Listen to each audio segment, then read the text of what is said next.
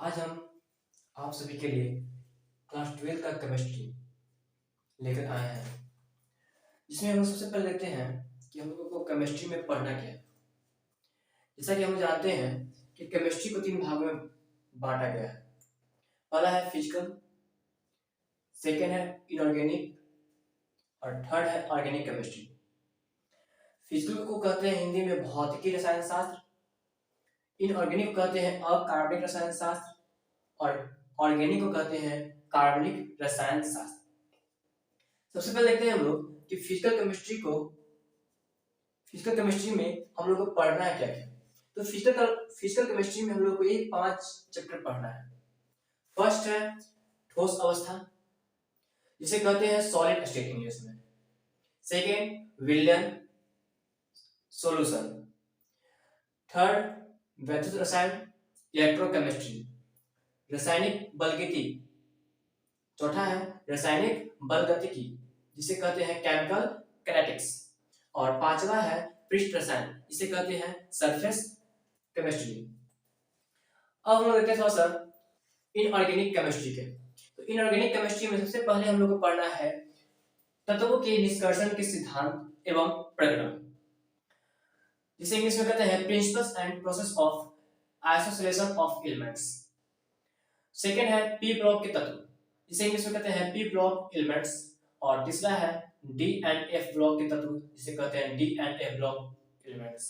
और लास्ट है उप सहसंयोजन यौगिक, जिसे कहते हैं कोऑर्डिनेशनल कंपाउंड। ये था इनऑर्गेनिक केमिस्ट्री का। अब हम लोग बात करते हैं कि हम लोग को ऑर्गेनिक केमिस्ट्री में पढ़ना है क्या। तो देखिए ऑर्गेनिक केमिस्ट्री में हमें ये 10 चैप्टर पढ़ना है। पहला है कार्बनिक यौगिकों का नामकरण, जिसमें पढ़ेंगे हम लोग हेलो एल्केन्स तथा हेलो एथेन्स। उसके बाद है एल्कोहल एवं फिनॉल, उसके बाद ईथर, उसके बाद फिर एल्डिहाइड एवं कीटोन, उसके बाद कार्बोक्सिलिक अम्ल, उसके बाद एमीन, उसके बाद जैव अणु के बारे में पढ़ेंगे, उसके बाद फिर बहुलक के बारे में पढ़ेंगे और लास्ट में पढ़ेंगे हम लोग दैनिक जीवन में रसायन के बारे में पढ़ेंगे। एक चैप्टर हम लोग को क्लास 12 में इतना पढ़ना है केमिस्ट्री में। इसके बाद हम लोग बात करेंगे कि हमें फिजिकल केमिस्ट्री में सबसे फर्स्ट चैप्टर है ठोस अवस्था। तो ठोस अवस्था में हम लोग को पढ़ना क्या है, हम लोग देखते हैं चैप्टर फर्स्ट सॉलिड स्टेट, जिसे हिंदी में कहते हैं ठोस अवस्था। क्या कहते हैं? ठोस अवस्था। हम लोग बात करते हैं सबसे पहले ठोस है क्या, मतलब सॉलिड है क्या। What is solid? तो देखिए जिसका आकार और आयतन, जिसका आकार और आयतन दोनों क्या होते हैं? निश्चित होते हैं। दोनों क्या होते हैं? निश्चित होते हैं। उसे कहते हैं हम लोग ठोस कहते हैं। क्या कहते हैं? उसे हम लोग ठोस कहते हैं। जिसका शेप और वॉल्यूम क्या होंगे? दोनों के दोनों फिक्स होंगे, उसे क्या कहते हैं? उसे ही हम लोग सॉलिड कहते हैं। ठीक है। और इस अवस्था को हम लोग कहते हैं सॉलिड स्टेट, मतलब ठोस अवस्था कहते हैं। ठोस जो है इसे हम लोग डिवाइड करते हैं 2 वर्गों में। कितने वर्गों में? 2 भागों में हम लोग डिवाइड करते हैं। सबसे पहला है क्रिस्टलीय ठोस। क्या? क्रिस्टलीय ठोस, जिसे हम लोग इंग्लिश में कहते हैं क्रिस्टलीन सॉलिड्स। क्या कहते हैं? क्रिस्टलीन सॉलिड्स कहते हैं। और दूसरा होता है अक्रिस्टलीय ठोस, जिसे कहते हैं एमॉर्फस सॉलिड। क्या कहते हैं? एमॉर्फस सॉलिड्स कहते हैं। इसी का एक और नाम है नॉन क्रिस्टलीन सॉलिड्स। क्या है? Non crystalline solids. तो सबसे पहले हम लोग देखते हैं हम लोग कि क्रिस्टलीय ठोस कहते किसको है। तो देखिए वैसा ठोस, कैसा? वैसा ठोस जिसका अवयवी कण, क्या? अवयवी कण। अवयव मतलब, अवयव का मतलब जिससे कि वो मिलकर बना है, जिससे कि वह मिलकर बना है। तो जिसका अवयवी कण, जिसमें अणु है, अवयव में अणु हो सकता है या फिर आयन हो सकता है या परमाणु हो सकता है। तो जिसका अवयवी कण क्या होते हैं? नियमित क्रम में व्यवस्थित होते हैं, मतलब एक नियम में, एक निश्चित नियम में क्या होते हैं? वह फिक्स रहेंगे, व्यवस्थित रहेंगे। उसे कहते हैं क्रिस्टलीय ठोस कहते हैं। उसे क्या कहते हैं? क्रिस्टलीय ठोस कहते हैं। और ये जो कण है, ये कण बार बार पुनरावृत्ति करता है, मतलब बार बार दोहराता है। तो बार बार दोहरा के मतलब पुनरावृत्ति करके एक फिक्स लंबा पैटर्न बनाता है। क्या बनाता है? एक निश्चित पैटर्न बनाता है। क्या बनाता है? एक निश्चित पैटर्न बनाता है। उसे कहते हैं हम लोग क्रिस्टलीन सॉलिड कहते हैं, मतलब कि क्रिस्टलीय ठोस कहते हैं। ध्यान रखिएगा कि वैसा ठोस जिसका अवयवी कण क्या होते हैं, इसका अवयवी कण नियमित क्रम में व्यवस्थित होते हैं। क्या होते हैं? नियमित क्रम में व्यवस्थित होते हैं तथा बार बार पुनरावृत्ति कर एक निश्चित पैटर्न बनाते हैं, एक निश्चित पैटर्न बनाते हैं, उसे कहते हैं क्रिस्टलीय ठोस कहते हैं। क्या कहते हैं? क्रिस्टलीय ठोस। देखिए यहाँ पर sodium chlorine, sodium chlorine, sodium chlorine होते हैं। ध्यान दीजिएगा यहाँ पर सोडियम होता है प्लस चार्ज वाले और क्लोरीन होते हैं माइनस चार्ज वाले।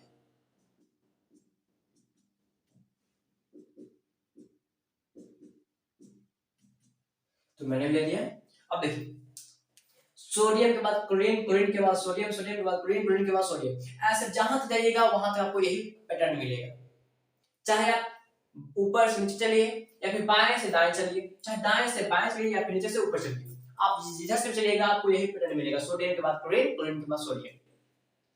तो ऐसे जिसका व्यवस्था रहेगा उसे हम लोग कहते हैं क्रिस्टलीय ठोस कहते हैं। क्या कहेंगे? क्रिस्टलीय ठोस कहेंगे। सेकंड है अक्रिस्टलीय ठोस। तो सेम इसका अपोजिट होता है, अपोजिट मतलब उल्टा होता है। अक्रिस्टलीय ठोस होते हैं वह उसका इनके वैसे ठोस, कैसे ठोस? वैसे ठोस जिसका अवयवी कण जो होते हैं, अवयवी कण में जैसे अणु है, आयन है, परमाणु है, इसमें वही रहेगा अणु, आयन या परमाणु। इसके अवयवी कण क्या होते हैं? नियमित क्रम में व्यवस्थित नहीं होते हैं, नियमित क्रम में व्यवस्थित नहीं होते हैं।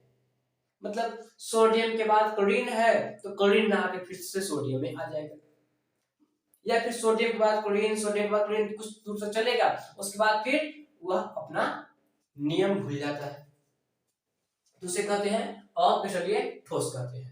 अब हम लोग थोड़ा सा बात करते हैं कि क्रिस्टलीय ठोस और अक्रिस्टलीय ठोस में अंतर क्या है। तो अंतर बहुत सारे हैं, लेकिन फिलहाल मैंने यहाँ पर लिया है 6 अंतर लिया है। देखिए वो 6 अंतर क्या है। क्रिस्टलीय ठोस और अक्रिस्टलीय ठोस में मैंने क्या किया, सबसे पहले डिवाइड कर दिया, मतलब बंटवारा दोनों कर दिया।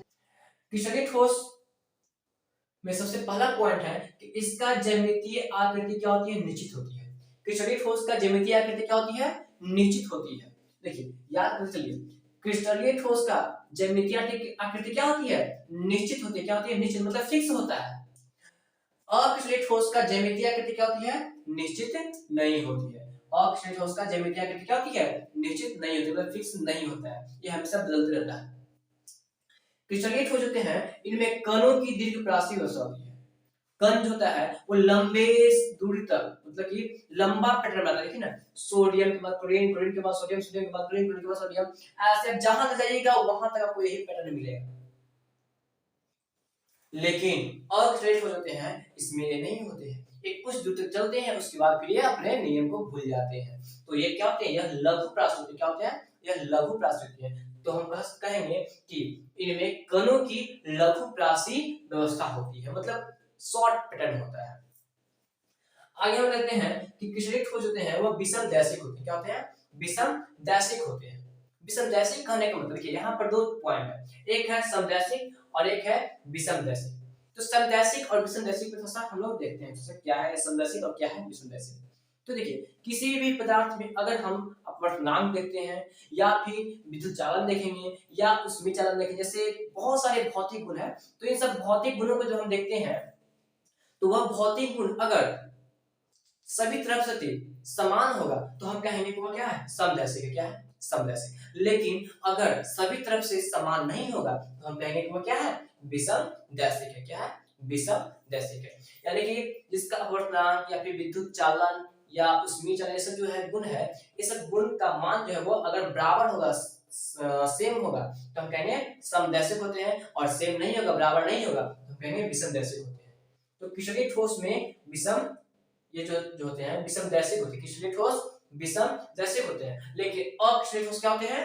समदैशिक होते हैं, बराबर होते हैं। इसका आगे हम बात करते हैं क्रिस्टलीय ठोस होते हैं वो वास्तविक ठोस होते हैं। क्या होते हैं? वास्तव में ये ठोस होते हैं। लेकिन अक्रिस्टलीय ठोस वास्तव में ये ठोस नहीं होते, मतलब ये आभासी ठोस या अतिस्थित द्रव होते हैं। क्या होते हैं? अतिस्थित द्रव होते हैं। अब देखिए थोड़ा सा बात करते हैं हम लोग इसके बारे में, वास्तविक ठोस के बारे में देखिए, इसे हम लोग पढ़े हैं अभी कुछ देर पहले कि सॉलिड जो होते हैं कहते किसको है, तो सॉलिड का परिभाषा मैंने दिया था कि जिसका आकार और आयतन दोनों क्या होते हैं, फिक्स होते हैं। जिसका आकार और आयतन क्या होते हैं, फिक्स, निश्चित होते हैं, कोई बदलाव उसमें नहीं होता, मतलब फिक्स होते हैं। लेकिन देखिए यहाँ पर क्रिस्टलीय ठोस जो होते हैं ना, इसका आकार और आयतन बदलता नहीं है, लेकिन अक्रिस्टलीय ठोस का आकार और आयतन बदल जाता है। देखिए आप बहुत पुराने इमारत में जाइएगा, उसमें देखिएगा, उसमें अगर कांच का खिड़की लगा हुआ रहेगा तो उसमें देखिएगा कांच जो रहेगा उसके ऊपर जो लेयर रहता है, ऊपरी लेयर, वो पतला हो जाता है, और उस निचली जो लेयर रहता है वो निचली लेयर मोटा हो जाता है। ऐसा इसलिए होता है कि ऊपर का जो परत है, लेयर जो है, वो क्या होते हैं, पिघल कर या पिघल कर नीचे आते हैं। तो इसका आकार जो क्या हुआ, इसका आकार बदल गया, इसलिए क्या है, यह अक्रिस्टलीय ठोस है। और इसीलिए हम लोग इसको कहते हैं आभासी ठोस कहते हैं, या अतिस्फीत द्रव कहते हैं। तो याद रखिएगा, अक्रिस्टलीय ठोस जो होते हैं क्या होते हैं, आभासी ठोस होते हैं या अतिस्फीत द्रव होते हैं। अक्रिस्टलीय ठोस वास्तविक में ठोस होते हैं। क्रिस्टलीय ठोस का जो विलयन होते हैं वो स्पष्ट होते हैं, लेकिन अक्रिस्टलीय ठोस का विलयन होते हैं वो अनियमित होते हैं। अब बात आती है विलयन क्या है। तो देखिए, विलयन मतलब काटना, तेज धार वाले किसी भी चीज से काटना, जिससे कि एक काटे एक बार में कट जाए।